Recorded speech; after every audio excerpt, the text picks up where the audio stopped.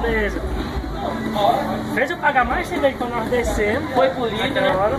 Sofreu bullying e tudo. Sofri bullying. Fez eu pagar mais cerveja. Falei, vou pagar cerveja pra ver se ele... E aí no finalzinho ainda, tomei uma bronca na minha mãe. Foi dormir com depressão da porra. Mentira, Márcio.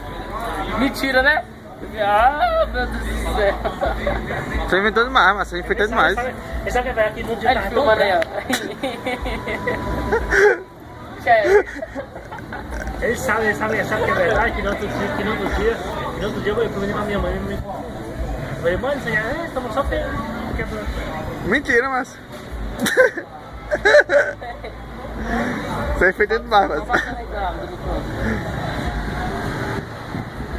Agora eu já paguei tudo já. Para, esse aí, o macaco. Vai, Márcio. Também falou que não brigou, não. No outro dia. Não sei nada.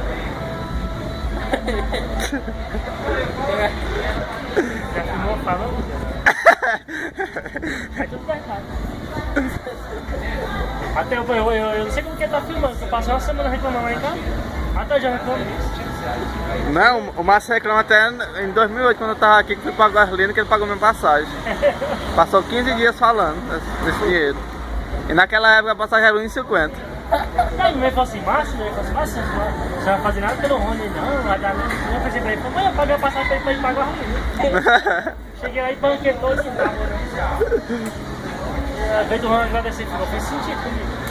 Só que eu cobrei ele 3 vezes.